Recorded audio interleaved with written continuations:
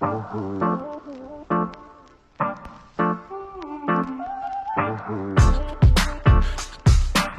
and gentlemen, boys and girls, children of all ages, welcome live inside our Roker studio for the fastest moving 30 minutes in sports, Sports Talk. I'm Jacob Bradley, and as always, I'm joined by Kyle Spizak, along with Garrett Chan, and we are back tonight for our fourth episode. Can you guys believe it's fourth episode already? Number 4. Wow. Insane. And hey, if you're watching at home, be sure to stick around until the end for this one, because you're going to want to, because our guy Garrett, I won't give it all away now, but our guy Garrett is going to have a little bit of an issue later on in the show. Let's just say he's not going to be having the most fun time. No. And it's all self-inflicted. It's all self-inflicted from Garrett. Yeah, 20 minutes from now, it's not going to be. But it's not going to be fun. Let's try to take our mind off of it, Garrett. I'm going to kick it over to you. Let's get things started today. All right, let's do it. Without further ado, let's get this episode started, as always, with some Major League Baseball. Thanks, Jacob. As many of you already know, shortly after our show ended last week, the Atlanta Braves were crowned World Series champions for the first time since 1995. The Braves shut out the Astros 7-0 in front of the Houston crowd, and with their World Series win, Atlanta joins the 1964 Cardinals as the only team to go from a losing record at the All-Star break to becoming champions. The Braves were 44-45 at the break, having already lost several All-Stars, including Ronald Acuna Jr. and Mike Soroka. This past Sunday, Major League Baseball revealed this year's Gold Glove winners for both the American League and the National League. Let's take a quick look at that, actually. As we take a look at the American League side, in the infield, we got Yuli Gurriel at first, Marcus Semien at second, Carlos Correa at the shortstop position, Matt Chapman at third, Sean Murphy at catcher, and Dallas Keuchel for pitchers. In the outfield is Andrew Benintendi in left, Michael A. Taylor in center, both Kansas City Royals, and Joey Gallo in right. Seeing Benintendi in left for a team that's not the Red Sox really hurts my feelings. But keep on, keep going. Yep. All right, let's go to the National League. 5 Cardinals players were deemed winners, making it the first time that this has happened in MLB history. They include Paul Goldschmidt at first base, Tommy Edman at second, Nolan Arenado at third, Tyler O'Neill in left, and Harrison Bader in center. As for the rest of the positions, Max Fried won at the pitcher position, Jacob Stallings at catcher, Brandon Crawford at short, and Adam Duvall in right. Finally, last night, MLB announced the finalists for Rookie of the Year, Cy Young, and MVP in both the AL and NL. The winners of each award will be announced later this week. So let's take a look at some of these finalists. We'll start off by taking a look at the Rookie of the Year finalists in the American League. The young phenom Wander Franco was called up mid-season and had a fantastic start to his career, as you can tell by his stats. Randy Arozarena, who had been unstoppable in the last 2 postseasons, is the second finalist, and finally Luis Garcia of the Astros stepped up big for a starting rotation deprived of pitchers. In the National League, the first finalist is Jonathan India of the Cincinnati Reds, who had a spectacular 2021 season, as you can see from his stats. Trevor Rogers of the Miami Marlins is the second finalist and is going to be a big part of the Marlins starting rotation in the future. And finally, Dylan Carlson of the St. Louis Cardinals. If Carlson wins the award, he'll become the second Cardinal to win the award, joining Albert Pujols, who won back in 2001. So now let's move on to the pitchers in the American League with the Cy Young Awards. The finalists are Garrett Cole, Lance Lynn, and Robbie Ray. For Garrett Cole, despite all of the controversy surrounding him regarding the use of substances, this is the second time he's been named a finalist, with the last time being in 2019 when he finished as the runner-up to former teammate Justin Verlander. Lance Lynn's 2.69 ERA was the best among pitchers who threw 150 innings or more. And last but not least, Robbie Ray enters free agency to land a massive contract following his stellar 2021 season. As for the National League, we got a much tighter race between Corbin Burnes, Zach Wheeler, and Max Scherzer. During the regular season, Burnes led all of baseball with a 35.6% strikeout rate, 12.6 Ks per nine, and a 6.88 strikeout to walk ratio. As for Zach Wheeler, he led the majors in innings pitched, complete games with 3, through 2 shutouts, and threw to 849 total batters faced. Finally, Max Scherzer, who has split his time with the Nationals and Dodgers this season, reached the 3,000 strikeout club and could become the 5th pitcher all-time to win 4 or more Cy Young Awards. It's truly remarkable. And now we come to the main event, the MVP award, this time in the American League. There are 2 Toronto Blue Jays sluggers, Vladimir Guerrero Jr., who finished tied for the Major League lead in home runs with 48, and Marcus Semien, who set the single-season home run record for second baseman. But we can't forget about the 2-way Japanese superstar and Shohei Ohtani. Ohtani's pitching and hitting performance will be one for the ages, with many calling him the modern-day Babe Ruth. Finally, the National League MVP race comes out to young phenom Fernando Tatis Jr. 2015 MVP Bryce Harper, and arguably the best pure hitter in all of baseball, Juan Soto. Despite missing 32 games due to a reoccurring left shoulder injury, Tatis made his presence felt, finishing tied for second in wins above replacement with 6.5. In his third year with the Phillies, Harper led the league in slugging and OPS and went on an offensive tear by hitting 19 of his 34 homers during the final 2 months of the regular season. As for Juan Soto, he has been one of the bright spots for the Nationals, who posted a .348 batting average and hit 18 home runs after the All-Star break. So guys, I talked a lot there. There's a lot to unpack there. But guys, who do you guys have winning in all these races? Because it's truly tight in some of these. Well, let me just start off by saying you did an excellent job Thank remembering you. all that stuff. I certainly couldn't do that. But I want to get started. I won't take the huge awards. How about I do the American League? You can talk about your National League picks. We can do it like that. So for the American League, I'm going with Vladimir Guerrero for MVP. Enough said about him, man. 311, 48 home runs. You said Juan Soto's the best pure hitter in the league. I think it's Vladimir Guerrero Jr. This dude, he flat out rakes. I've never seen anybody hit the ball as hard as Vladimir Guerrero does. And I want to talk about the Cy Young now because I want to talk about his teammate Robbie Ray, who's my pick to become the AL Cy Young Award winner. Led the league in ERA, Ks, innings pitched, and ERA+. I mean, come on now. I know his record was only 13 wins, but wins is an overrated stat, especially in this day of age. 1.04 whip, that means he only allowed one batter on base every single inning. That's the best in baseball. And for my Rookie of the Year, there was one name that was missing off of those 3 lists, and that is Ryan Mountcastle. How is he not a finalist in this award? 33 home runs doesn't get you a Rookie of the Year award place, I guess not. But Kyle, I want to ask your opinion. Well, for NL MVP, I'm going to go with Juan Soto. Juan Soto, like Garrett said, he has one of the best swings in baseball, possibly one of the best swings since Ken Griffey, in all honesty. One of the smoothest swings. I would go with Tatis, as Tatis had a great season leading up, but my brother's a big Tatis fan, so I have to make him mad and not go with him. That's fair. And then for Cy Young, I'm going to have to go with Max Scherzer, like Garrett said, hitting that 3,000 mark and going up for his 4th Cy Young of all time. I'd go with Max Scherzer all day. I think he's not even just the best in the NL. I think he's possibly the best in that. I think so. I think 100%, especially once we saw him move teams like that. How dominant he was down the stretch for the Dodgers was great, especially in a hitter-heavy NL West. Yep. And I want to get your Rookie of the Year real fast. You just want to agree with me and say Jonathan India, because that's who I went with. Excellent season from Jonathan India, Garrett. Before we head to break, it's now time to guess who's that athlete. This week's mystery athlete is also a former NBA player who primarily played in the small forward position. Picked 7th overall in the 1977 NBA draft, he played for the New Jersey Nets, Utah Jazz, Golden State Warriors, New York Knicks, and formerly the Washington Bullets. He is a Hall of Famer, 4-time All-Star, and 4-time All-NBA. Stick around to find out who's that athlete.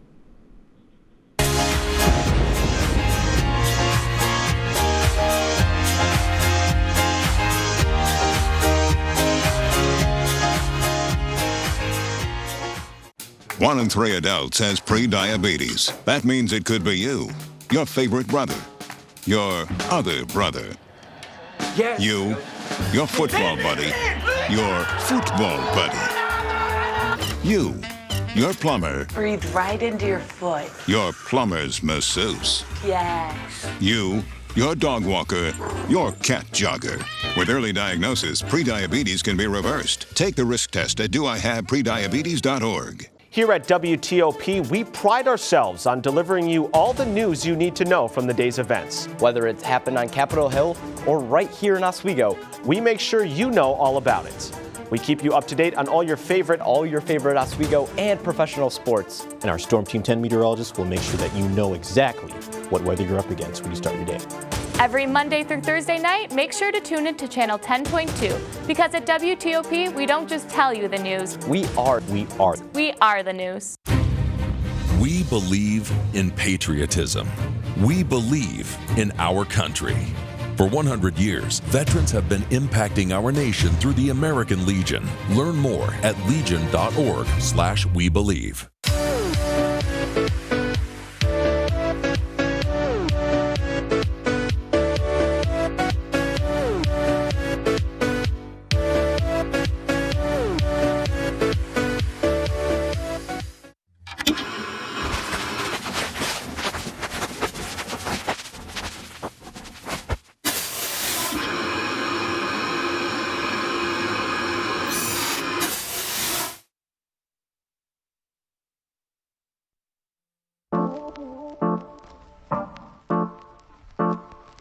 Welcome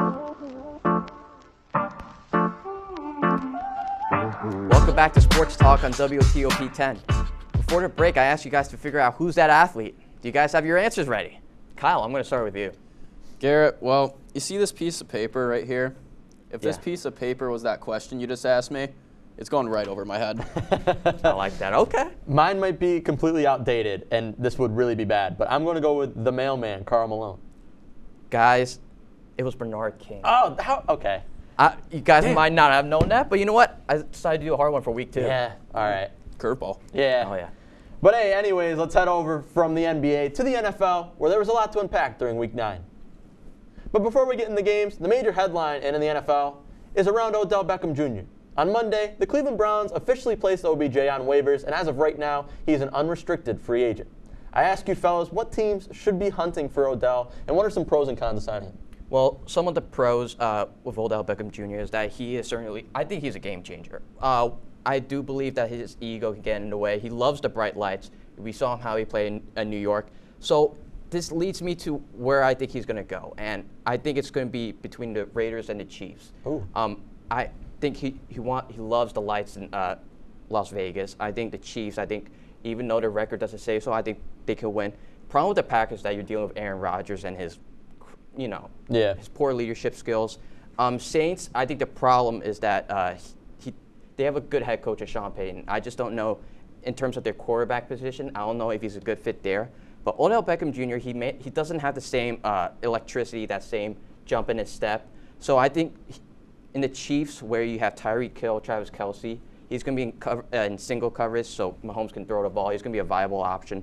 And the Raiders, they lost some key receivers. They signed Deshaun Jackson to replace Henry Ruggs, but I don't think they're still missing a number 1. Yeah, I agree with you, Kyle. Well, the thing is, a lot of the bigger teams that you would expect to want to get him to get to a playoff push, the thing is they're not going to be able to get him because the cap space and with his contract. I mean, his contract's voided out now, so they can sign him up. But you know how Odell is as a player. He's a famed player. He's going to want a lot of money, and I don't think any of the big teams that are going to be Super Bowl contenders are going to offer him the money he wants. So I can see him slipping to a team like Miami, a Carolina, or maybe even a Patriots, but probably not because they spent so much in the offseason. And Odell's a great route runner, and he has really good hands. He makes great catches, but the problem with Odell is all of his off the field antics causes way too many issues. He caused a lot of issues with the Browns and a lot of issues in New York with particularly the playoff game against the Packers where he was out partying the night before instead of with his team. Right. I mean, if I had to pick a team, I'm going with the New Orleans Saints, just for a plethora of a few reasons. I won't really get into it now, but I just think he fits with the Saints. Okay. But anyways, let's move on. Let's discuss some of the games we saw during Week 9, starting with the Buffalo Bills, who suffered an upset at the hands of the Jaguars in an absolutely low-scoring, pitiful affair, 9-6. All eyes were on Josh Allen, and guys, what were your thoughts on everything that transpired in that game? All little of it that happened in that game. Well, for one, Josh Allen really dominated Josh Allen all game. Yeah. Josh Allen has 1 forced fumble and recovery, 1 interception, and a sack against who else but Josh Allen in a bit of a tongue twister there, to say the least. A little bit of a mind bender. But game of just field goals. It was very lackluster, especially if you're a Bills fan. The Bills played awful. There's no reason the Bills should be hanging around a team like Jacksonville. How do you build off of that if you're the Bills, Garrett? I don't know. I think you could just completely forget about that game, act like it never happened. I mean, you think about, I think they played the Dolphins the week before, and they didn't have a lead at the half, which was probably the first time in like 15 games. So clearly the offense isn't there. If I were to write it out, Josh Allen was greater than Josh Allen. You decide who it was. But the Bills are going to have to put this behind them as they move forward to Week 10. Yeah, they're going to have to fix a lot. I mean, but that's what the Bills are. They play good against the good teams, or they play good against good teams that they should beat. Yeah. Sometimes they have that one blunder where it doesn't work out. But anyways, I'm going to move on now. As on Sunday Night Football, in their first game without Derrick Henry, the Tennessee Titans came out of SoFi Stadium with a 28-16 win over the Los Angeles Rams. In his first game as a Titan, Adrian Peterson recorded his 125th career touchdown as the Titans' defense overwhelmed Matthew Stafford and the Rams. Offense as they improve to 7-2. Kyle, what were your takeaways from that game? I was really surprised more than anything else, honestly. Yeah. I was surprised by the fact that, they won without Derrick Henry. Because if you look at the stats breakdown, Ryan Tannehill does not throw that much. He throws 143 yards, 1 touchdown, an interception, and then the other touchdown was a rush-in by himself. And then, like you said, Adrian Peterson getting that. Yeah. I think it was just a breakdown of the Rams defense. It's not like there was any big plays that broke out. It was just they made mistakes at the times they couldn't, and the Titans were able to capitalize on that. Like Tannehill rushing in for a touchdown. Ryan Tannehill should not be rushing in a touchdown against you if you're the Los Angeles Rams. Right, especially not this Rams defense that's just been reinvented by some new trades. But I didn't even realize Adrian Peterson was with the Titans until he was playing in the game. But honestly, Garrett, what a pickup that is for the Titans. Because he's not on the same caliber of Derrick Henry, but he's the same kind of bulldozer, the kind of tuck your head, run through a bunch of guys. If he's a guy that they're going to use in the same role as Derrick Henry, we could see almost a little bit of a career resurgence here. But I'm going to move on as a look ahead to Week 10 action as the NFL resumes on Thursday night with a 2-7 Miami Dolphins host the 6-2 Baltimore Ravens. The Ravens are coming off their big overtime 34-31 win over the Vikings, while the Dolphins look to make it a 2 in a row after their 17-9 victory over the Texans on Sunday. So it's certainly a big game to keep an eye on as we move on through the week for sure. But that does it for Week 9 coverage of the NFL. Coming up after the break, we'll talk about the NBA. And guess what? We're kicking it with Kyle. We'll see you after the break.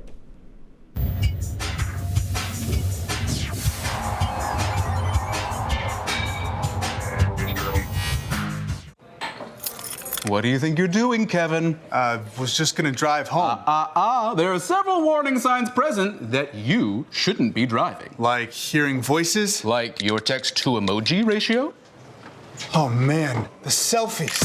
Selfie, nailed it. We all have warning signs that let us know that we're probably not okay to drive.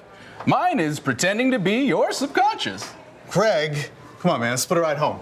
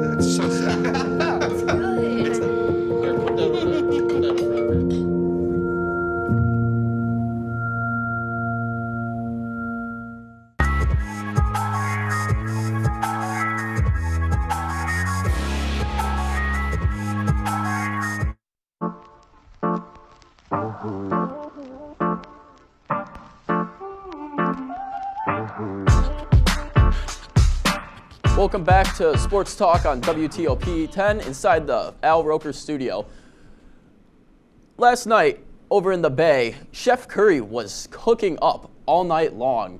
Steph was making it look like light work last night, dropping a casual 50 against the Atlanta Hawks, coming off arguably his best season ever. The Warriors cruised to a 127-113 win over the Hawks, performing just as good, if not better, than last season. Do you guys think Steph can win MVP again this season? I mean, as long as he's Steph Curry, then yes, he's got a chance to win the MVP. The dude is on another level when it comes to shooting. We already know that. I don't really have to talk about how good of a shooter he is if I want to just continue to reiterate post things. But, hey, Steph Curry's the guy. Yeah. Moving on, Lakers and the Hornets squared off against each other in a contest of the established NBA stars and the young rising stars. And the young Hornets made this a tough battle for the Lakers. Leading the way, LaMelo Ball, as he puts up a 25, 15, and 11 triple-double against the title favorites.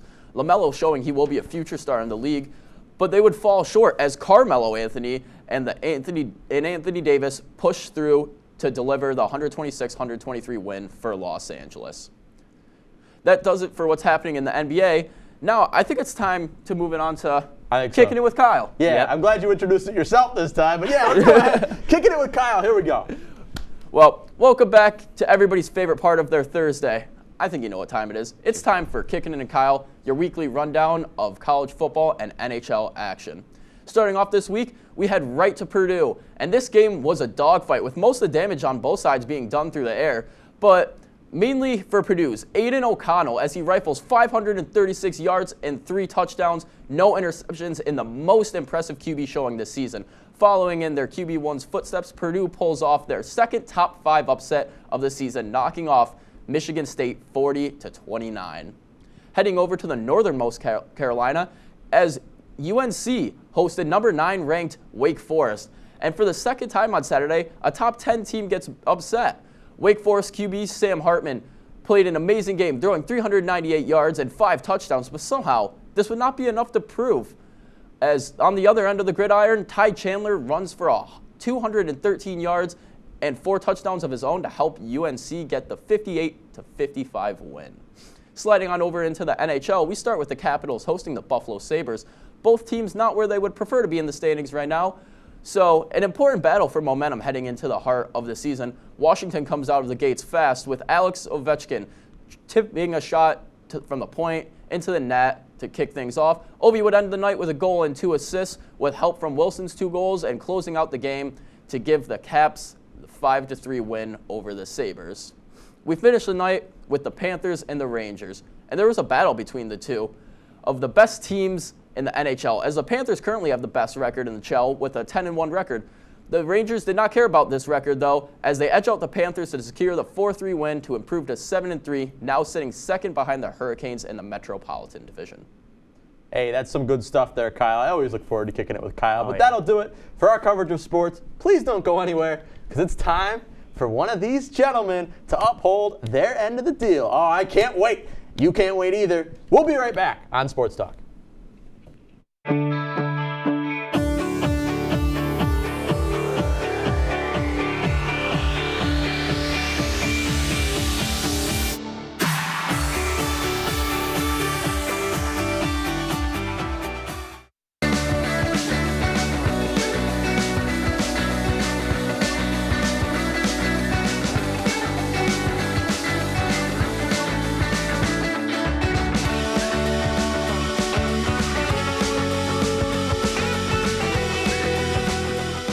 It takes less than 1 minute to find out if you may have prediabetes.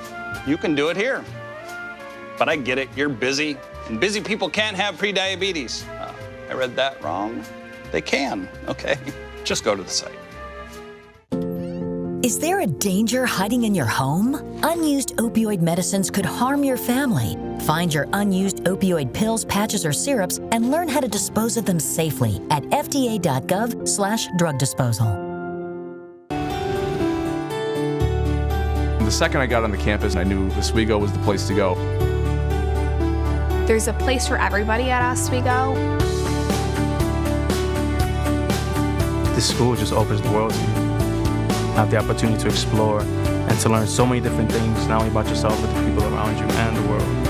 It definitely is about the student. I felt it to be very about me. Now that I'm here, I can't imagine myself anywhere else. Stuck on the railroad crossing? Get out of your vehicle. For help, call the number on the blue and white emergency notification system sign at the crossing. Give them the crossing number to alert train traffic. Remember, find the blue and white to save your life.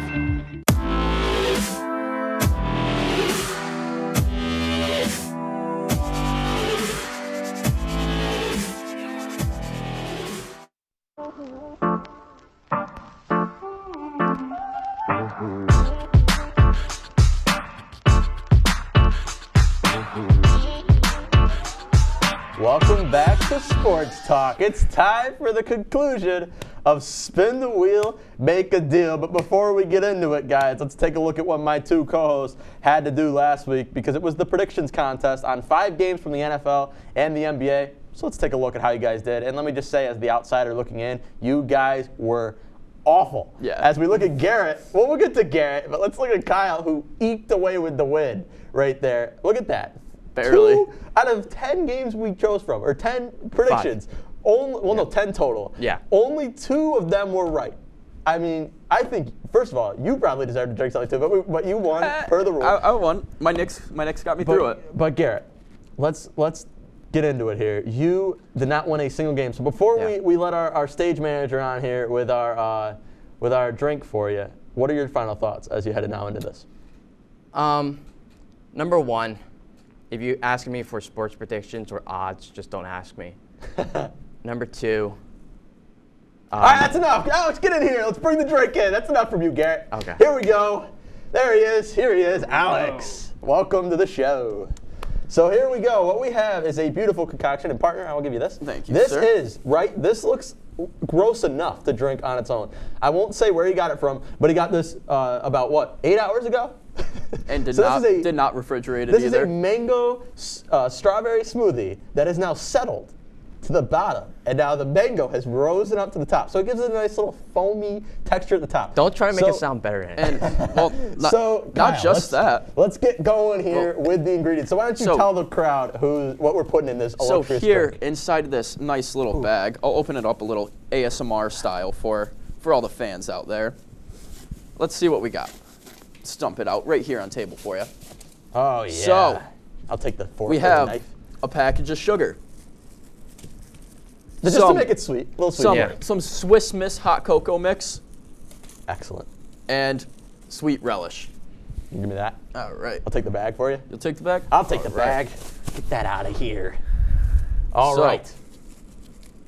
So, here we go. We're going to get this started with the relish. Oh, are we really going to mess up here? Come on, man. Come on. If you can't open it, I don't drink it. No, that's not how it works here. That is not how it. Oh dear. All right. So hot cocoa. Well, this might be a bad idea. While Jacob works on that, I will add the hot cocoa mix. Then you rigged this, didn't you, Garrett? I did not rig this. You might get away with what here? We gotta. Please tell me there's marshmallows in here. That really needs to spice it up. Oh my God, I can't get this. There's the hot cocoa. Just throw the sugar in. This is a wash. Thanks for that, Garrett. Here we go. We're gonna put some sugar in now because Garrett rigged it and couldn't get. He got the relish packet that was impossible to open. So you're getting all the sugar, and you should get a loogie from my own mouth in this for your antics. So you're getting every bit of this sugar, and now we're gonna go ahead and stir it up. We want to thank Madcaps for the idea for this. You can tune that in on them. What days, Jeffrey? Tomorrow. Tomorrow. Live tomorrow on, or maybe live, I'm not sure. I don't watch it, so I don't, but we'll check it out. Check it out if you don't watch it. So here we go, we're stirring it up, making some nice cocoa powder mix here. It's staying at the top. It is staying at the top, so you can get a nice little foamy texture. It smells way better than it appears. It kind of does. So we're gonna go ahead, and Garrett, I want you to take your biggest sip of this thing here.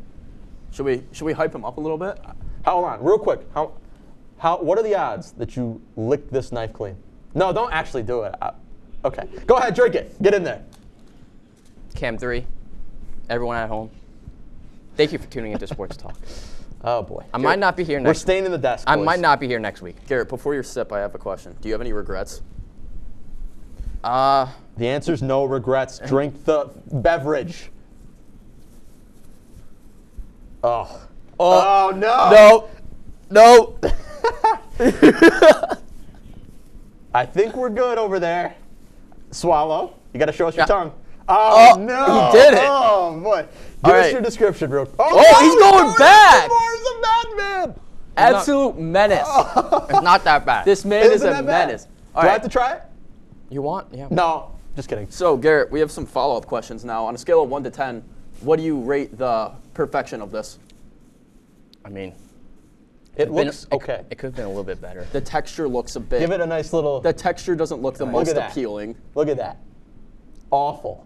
There's little pieces in there that's it might be the sugar. Yeah. You're lucky that relish didn't get in. But hey, I think we're just about ready. Garrett, did you have a little burp there? No, I'm good. All right. No. Well, hey, we're going to wrap things up, and I told our guy behind camera one that I would do this because he was talking a big game beforehand. He says Knicks, they're going all the way to the Eastern Conference Final. If you want to add him when he's done, his name is Jack Franzino. He's behind camera one, and we're not going to plug his YouTube because he's trying to do some things that are a little bit shady. Yeah. But hey, he's a good guy. He mans that camera one. He just kind of stands there. But hey, anyways, that's enough for Sports Talk for Week 4. Make sure you tune in next week where we have a brand new episode of Sports Talk right here on WTOP Time.